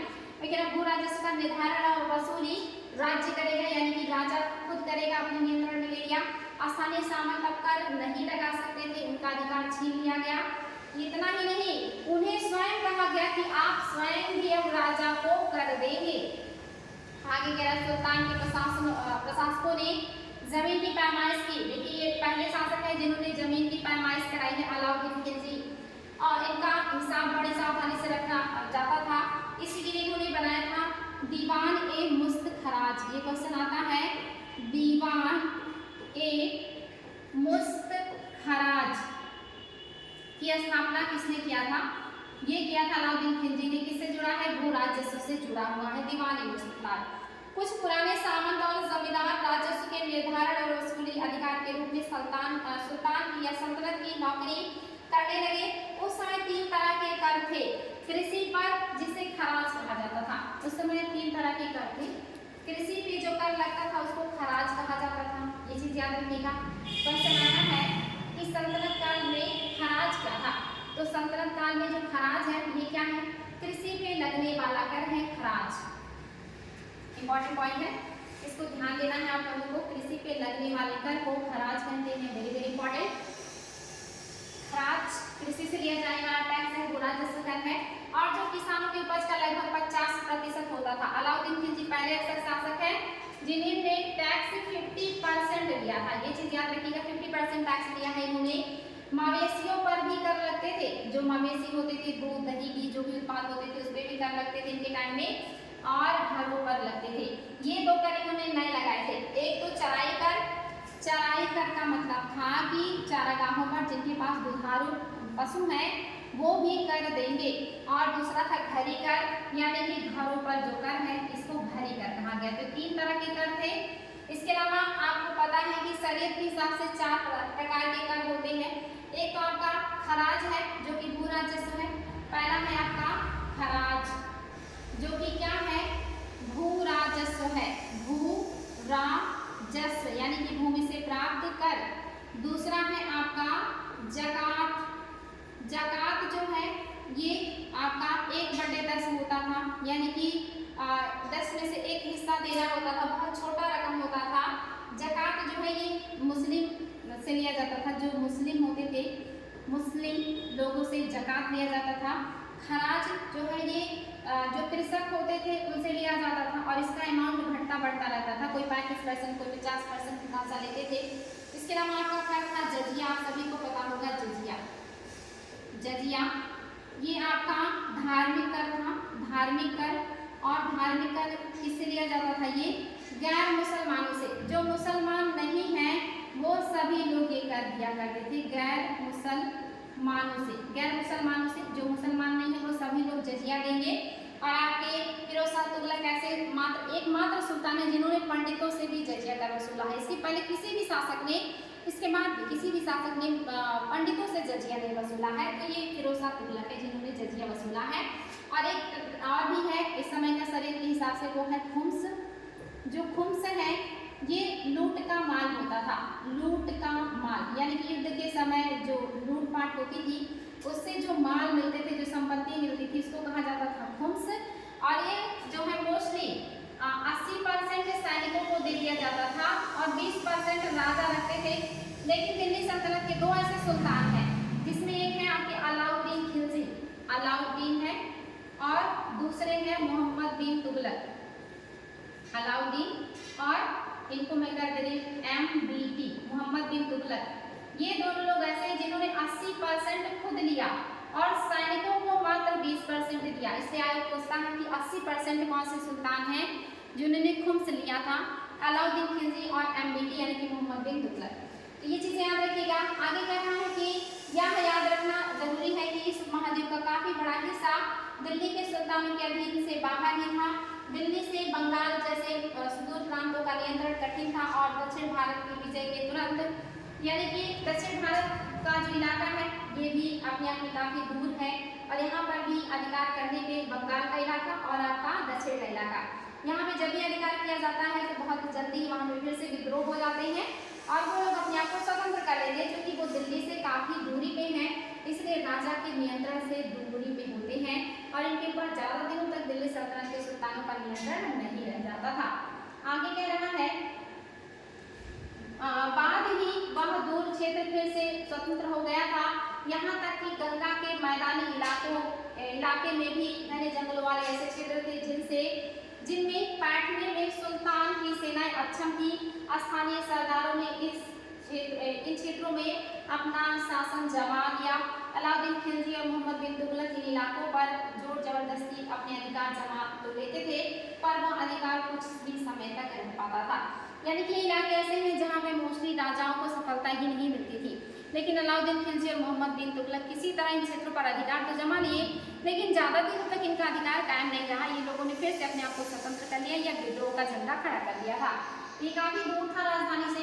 शायद एक रीज़न ये भी था कि मोहम्मद बिन तुगलक ने अपनी राजधानी परिवर्तन करके दौलताबाद लाने का प्रयास किया कि बीच में रहेगा तो हम वहाँ से पूरे साम्राज्य पर अधिकार कर पाएंगे या कंट्रोल कर पाएंगे। आगे देखिए, सरदार और उनकी किलेबंदी।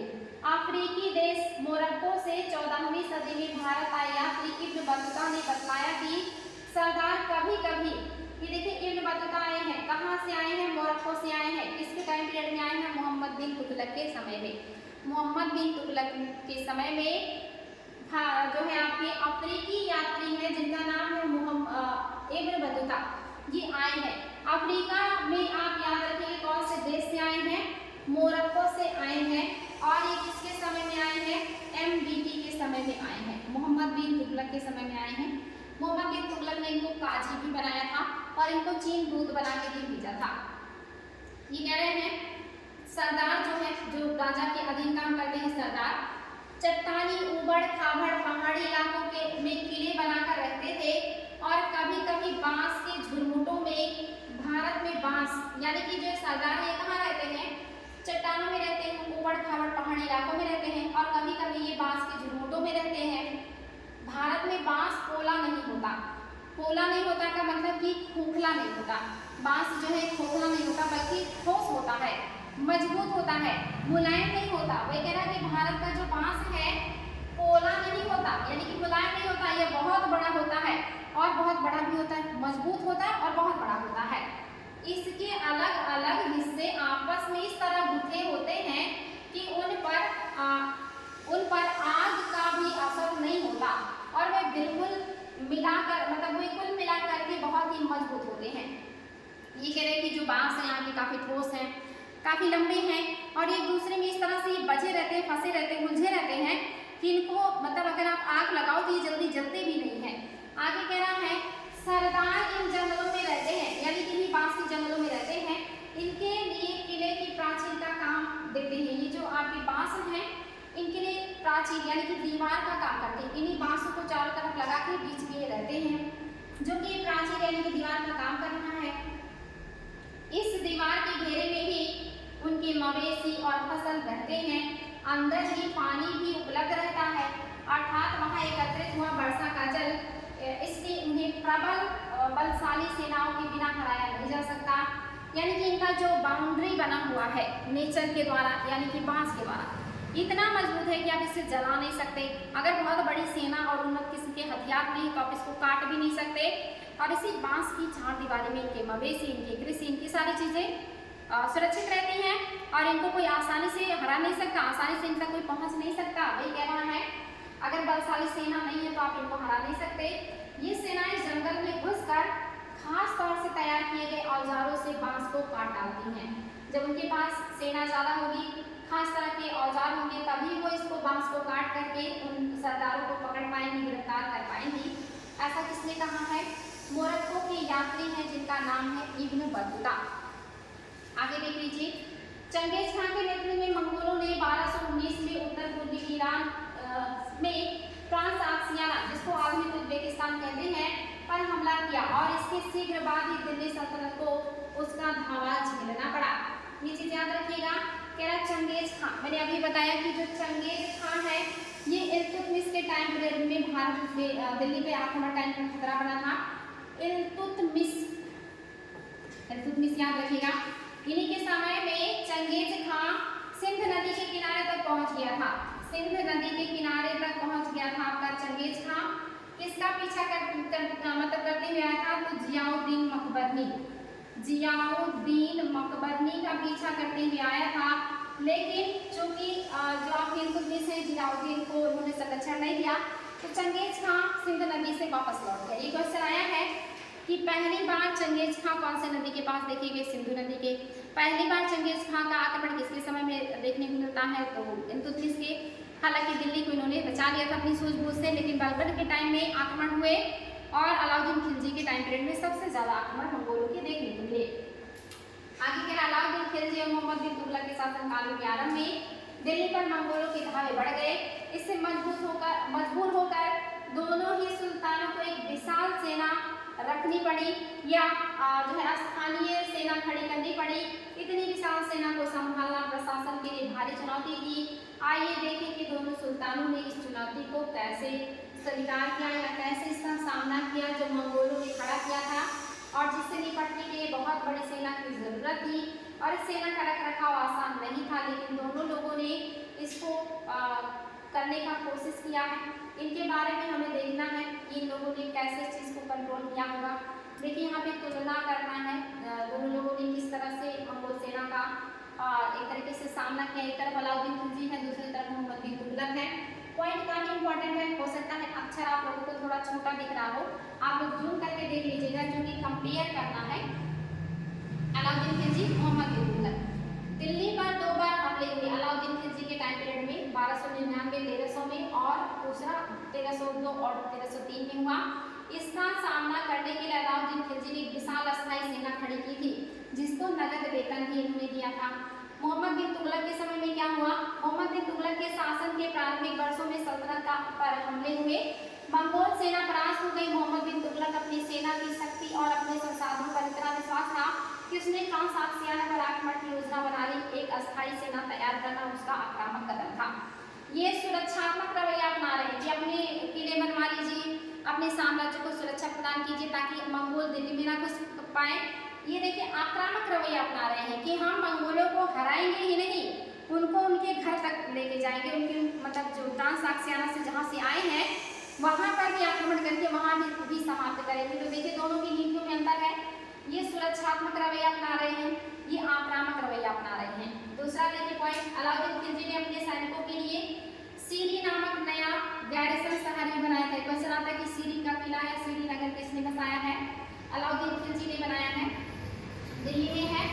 यहाँ पे नया शहर बनाने के स्थान पर दिल्ली के 4 शहरों में से सबसे पुराने शहर जिसका नाम था दिल्ली कुन्हा को निवासियों से खाली करवा दिया इन्होंने और उसको सैनिक छावनी बना दी। इन्होंने नया शहर नहीं बनाया बल्कि पुरानी शहर दिल्ली कुन्हा को ही खाली कराया, सैनिकों की छावनी बना दी और पुराने शहर के निवासियों को कह दिया कि दक्षिण में बनी राजधानी दौलताबाद जाइए। इन्होंने राजधानी परिवर्तन जो कहा जाता है ना दिल्ली से दौलताबाद, जो पुरानी दिल्ली है वहाँ की जनता को कहा कि जाइए दौलताबाद और उस जगह को सैनिकों की छावनी में तब्दील कर दिया था मोहम्मद बिन तुगलक ने। अलाउद्दीन खिलजी ने क्या किया है और कौन सी बातें हैं? दोनों लोग काम कर रहे हैं लेकिन दोनों की नीतियाँ अलग हैं, इसलिए महत्वपूर्ण है। देख लेते हैं नेक्स्ट क्या काम इन्होंने किया है। सैनिकों के पेट भरने की समस्या को गंगा यमुना के बीच की भूमि से कर के रूप में खेती की पैदावार इकट्ठी करके हल किया गया। किसानों की पैदावार का 50% हिस्सा कर के तौर पर तय कर दिया गया। अलाउद्दीन खिलजी ने सैनिकों के भरण पोषण के लिए जो गंगा यमुना का द्वार है यहाँ पे टैक्स बढ़ा दिया, 50% टैक्स कर दिए ताकि जो इतनी बड़ी सेना है उसका भरण पोषण हो सके। देखिए मोहम्मद बिन तुगलक ने क्या किया, सेना को खिलाने के लिए उसी इलाके के से खाद्यान्न इकट्ठा किया गया, लेकिन सैनिकों की विशाल संख्या की जरूरत पूरी करने के लिए सुल्तान ने अतिरिक्त कर भी लगाए। इसी दौरान उस क्षेत्र में अकाल भी पड़ा था, यानी कि 50% टैक्स से भी ज़्यादा बढ़ा दिया इन्होंने, क्योंकि सेना काफ़ी विशाल थी इनकी, उसका भरण पोषण करने के लिए ज़्यादा पैसे चाहिए थे, तो इन्होंने 50% से ज़्यादा अतिरिक्त कर भी लगा दिए। लेकिन संयोग से उस समय अकाल पड़ा हुआ था द्वाब में, इस वजह से जनता ने विद्रोह कर दिया, उनकी ये योजना फ्लॉप रही। अलाउद्दीन खिलजी ने क्या किया, सैनिकों को वेतन भी देना होता था। अलाउद्दीन ने सैनिकों को एकता के स्थान पर नगद वेतन जो है देना तय किया। ये नगद वेतन दे रहे हैं, एकता नहीं दे रहे हैं। सैनिक अपना आवश्यक सामान दिल्ली के व्यापारियों से खरीदते थे और यह आशंका थी कि व्यापारी अपनी चीज़ों की कीमतें बढ़ा देंगे। इसे रोकने के लिए अलाउद्दीन खिलजी ने दिल्ली में चीज़ों की कीमतों पर नियंत्रण लागू कर दिया, यानी कि जो भी वस्तुएं होंगी वो कितने में बिकेंगी, इसका नियंत्रण का मतलब जो है काबू करने के लिए अलाउद्दीन खिलजी ने सबकी कीमतें निर्धारित कर दी कि उससे महंगा कोई नहीं करेगा। और ये नियंत्रण बहुत सख्त था ताकि जो सेना है उनको आसानी से उतने ही वेतन में सारी वस्तुएं उपलब्ध हो जाए। और ये क्वेश्चन भी आता है कि यहाँ जो सामान है मार्केट में, ये आपूर्ति कौन कर रहे थे, मुल्तान के व्यापारी। ये क्वेश्चन आया है। अलाउद्दीन खिलजी का जो बाजार नियंत्रण है, इसमें जो खाद्यान्न या सामग्री का जो आपूर्ति है वो कौन से व्यापारी कर रहे हैं, मुल्तान के व्यापारियों को ये दिया गया था ठेका कि आप सामानों की आपूर्ति किए रहेंगे, कमी नहीं होनी चाहिए। वही कह रहा है कि इन्होंने चीजों की कीमतों पर नियंत्रण लागू कर दिया। जो है अक्सर बड़ी सावधानी से कीमतों का सर्वेक्षण करते थे और जो व्यापारी निश्चित दरों का उल्लंघन करता था उसे सजा मिलती थी। मैंने आपसे कहा था कि निर्धारित जो वेट है अगर उससे कम तौलते थे तो उनके मांस शरीर से उतने मांस काट दिए जाते थे जितना वो डाढ़ी मारते थे। आगे कह रहा मोहम्मद तुगलक भी अपने सैनिकों को नगद वेतन देता था, लेकिन कीमतों पर नियंत्रण करने की जगह उसने कुछ अलग ही आज की कागजी मुद्रा की तरह टोकन मुद्रा, जिसको सांकेतिक मुद्रा कहते हैं, वो चला दिया। इन्होंने कीमत को नियंत्रण करने के बजाय सस्ती मुद्रा की जो है सस्ती धातु की मुद्रा चला दी, जिसको सांकेतिक मुद्रा कहते हैं। मैंने आपको बताया था सांकेतिक मुद्रा का मतलब होता है उस पर अंकित मूल्य से उस मुद्रा का एक्चुअल वैल्यू कम हो तो सांकेतिक मुद्रा होती है। जो सस्ती धातु का है जिसको चलाया है मोहम्मद बिन तुगलक ने। ये सिक्के धातु के बने होते थे लेकिन सोने चांदी के ना होकर सस्ती धातु के थे, जैसे तांबा कांसा। 14वीं सदी के लोगों को इस मुद्रा पर भरोसा नहीं था। वे बड़े चतुर थे, अपने सोने चांदी के सिक्के को वे बचा कर रखते थे और अपने तमाम कर इस टोकन मुद्रा से ही चुकाते थे। लोगों को भरोसा नहीं था कि ये टोकन मुद्रा अच्छी है या चलेगी नहीं चलेगी, इसलिए वो जितने सोने चांदी की मुद्राएं होती थी उसको बचा के घर में रख लेते थे और जो कर का अदायगी करते थे या जो भी काम करते थे वो टोकन मुद्रा या सांकेतिक मुद्रा के द्वारा ही किया करते थे। इस सस्ती मुद्रा जैसे जाली सिक्के भी बड़ी आसानी से बनाए जा सकते थे। ये जो सस्ती मुद्रा थी इसका डुप्लीकेट बनाना काफी आसान था और जिसका बड़े पैमाने के लोगों ने डुप्लीकेट मुद्राएं बना डाली और जिसकी वजह से इनका ये जो मतलब नियम था ये भी फ्लॉप रहा, इनका ये जो योजना था ये भी फ्लॉप रहा। आगे देखिए अलाउद्दीन खिलजी ने प्रशासनिक कदम काफी सफल रहे। इनकी जो भी प्रशासनिक कदम इन्होंने उठाए वो बहुत सफल रहे और इतिहासकारों ने कीमतों में कमी और बाजार में वस्तुओं की कुशलता से आपूर्ति के लिए उसके शासनकाल की बहुत प्रशंसा की। इनकी बाजार नियंत्रण की बहुत प्रशंसा की जाती है। इनका बाजार नियंत्रण बहुत ही ज्यादा प्रसिद्ध है। मंगोल आक्रमणों के खतरे का भी उसने सफलतापूर्वक सामना किया था। और इन्होंने क्या किया है, मोहम्मद बिन तुगलक द्वारा उठाए गए प्रशासनिक कदम बेहद असफल रहे। कश्मीर पर उसका आक्रमण पूरी तरह विफल रहा। तब उसने तुरान पर हमला करने का इरादा छोड़ दिया और अपनी विशाल सेना को भंग कर दिया। ये देखिए 1 साल पहले नियुक्त करके 1 साल अग्रिम वेतन दे करके सेना को भंग कर देने से नुकसान ही नुकसान हुआ। आगे कह रहे हैं इस बीच उसने प्रशासन संबंधी जो कदम उठाए उसमें कई परेशानियां पैदा हो गई, जैसे राजधानी का परिवर्तन, सांकेतिक मुद्रा का चलाना, नेता मतलब जितने भी आपके सैनिक हैं सबको अग्रिम वेतन देना, कर वृद्धि करना, ये सब मुश्किल रहा। जैसे दौलताबाद ले जाए जाने से लोग बहुत नाराज थे और करों में वृद्धि, गंगा यमुना द्वाब में अकाल के समय बढ़ाया गया जो कि जनता के विक्षुब्ध होने का रीजन बना। बगावत हुए यानी कि लोगों ने विद्रोह किया और मोहम्मद तुगलक को अंततः टोकन मुद्रा भी वापस लेनी पड़ी। यानी कि जितने भी योजनाएं रही वो सब इनकी असफल रही। चलिए देखते हैं और आप लोगों को क्या खास बातें देखनी है, महत्वपूर्ण है ये।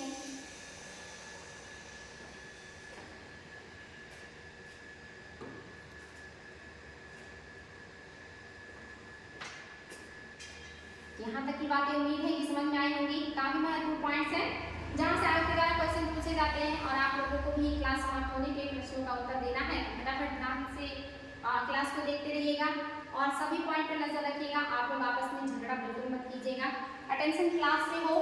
इन तमाम असफलताओं को की निगरानी करने में हम कभी कभी भूल जाते हैं कि सल्तनत के इतिहास में पहली बार दिल्ली के किसी सुल्तान ने मंगोल इलाके को फतह करने का अभियान की योजना बनाई थी।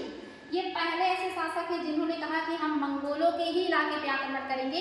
वो बार बार आक्रमण करते हैं, हम उन्हीं के गढ़ पे आक्रमण करेंगे। ये योजना भी किसने बनाया है? मोहम्मद बिन तुगलक ने बनाया, जो इतिहास में पहली बार हुआ है। जहां अलाउद्दीन खिलजी का बल प्रतिरक्षा पर था, वहीं मोहम्मद बिन तुगलक के द्वारा उठाए गए कदम मंगोलों के विरुद्ध सैनिक आक्रमण की योजना का हिस्सा था।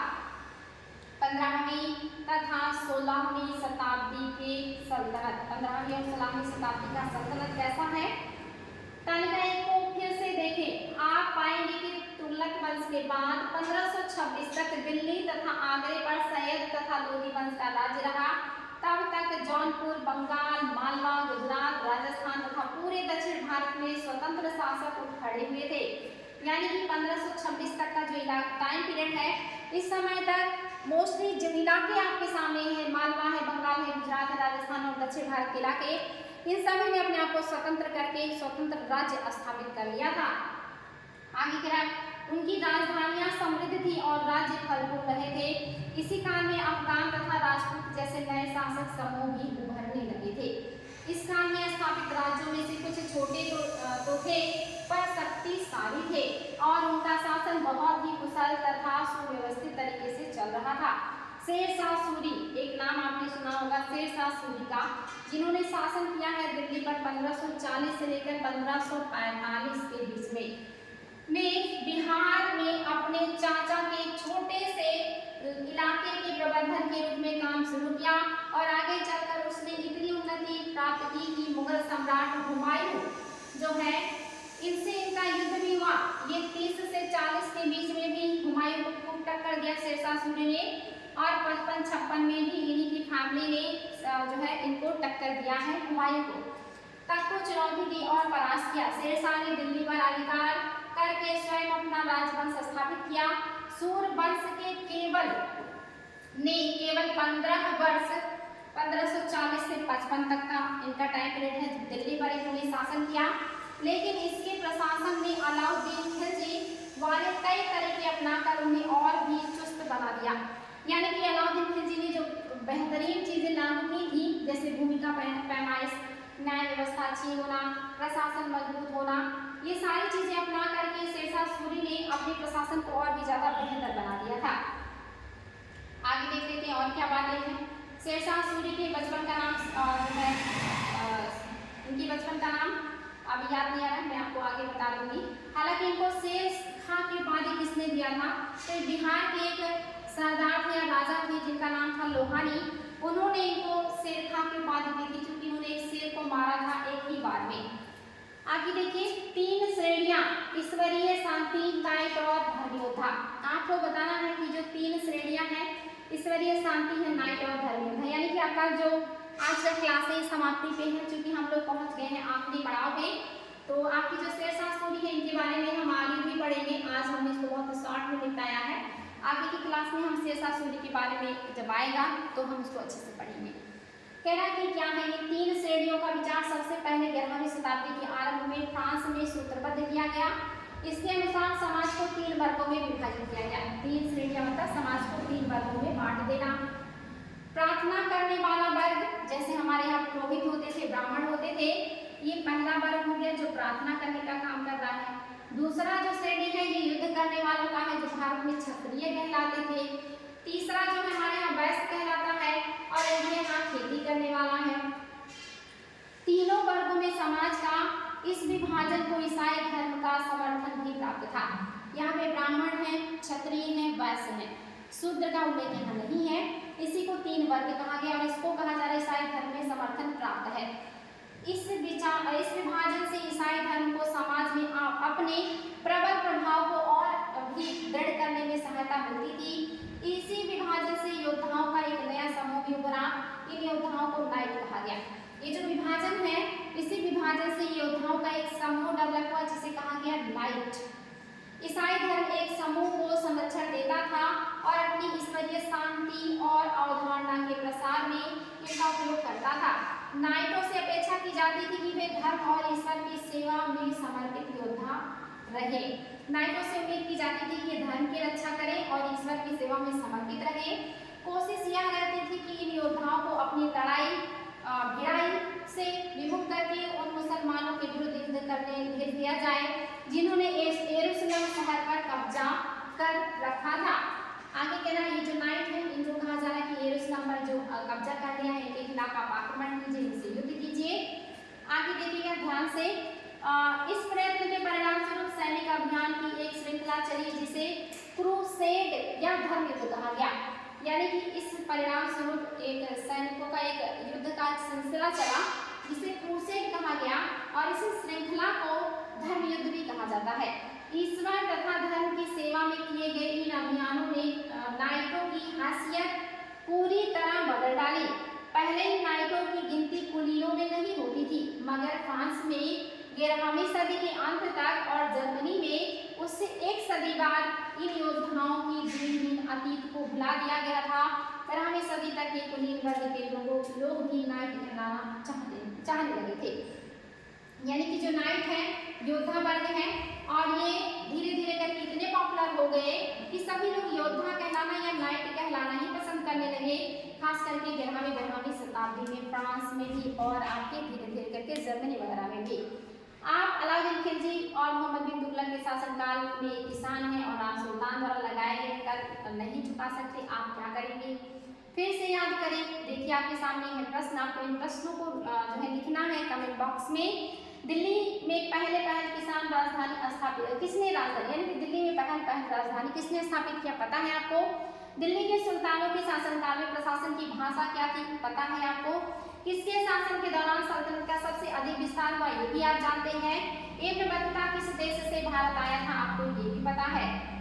चलिए आपके सामने ये सारे प्रश्न हैं, देख लेते हैं। अगर और भी प्रश्न हैं तो आप उनको भी देख लीजिए। आप इनका जो है आंसर राइटिंग करेंगे और कमेंट बॉक्स में उत्तर जरूर दीजिएगा। काफी महत्वपूर्ण प्रश्न है। न्याय चक्र के अनुसार सेनापतियों के लिए किसानों के हित का ध्यान रखना क्यों जरूरी था? सल्तनत की भीतरी और बाहरी सीमा से आप क्या समझते हैं? मुफ्ती अपने कर्तव्यों का पालन करें यह सुनिश्चित करने के लिए कौन कौन से कदम उठाए गए थे? आपके विचार में सुल्तान के आदेशों का उल्लंघन करना चाहने के पीछे उनके क्या कारण हो सकते थे? दिल्ली सल्तनत पर मंगोल आक्रमण का क्या प्रभाव पड़ा? ये सारे प्रश्न हैं। और भी देखिए प्रश्न आपके सामने। ये सारे प्रश्न आप लोग बहुत आसानी से शॉर्ट स्क्रीन लेकर के लिख सकते हैं। कमेंट बॉक्स में उत्तर जरूर दीजिएगा।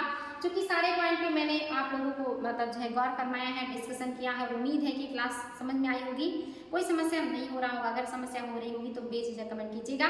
और अगर क्लास अच्छा लगता है तो कमेंट बॉक्स में जरूर लिखिएगा, शेयर भी कीजिएगा और लाइक भी कर दीजिएगा। चलिए इतना ही, नेक्स्ट मिलते हैं न्यू चैप्टर के साथ। Thank you so much.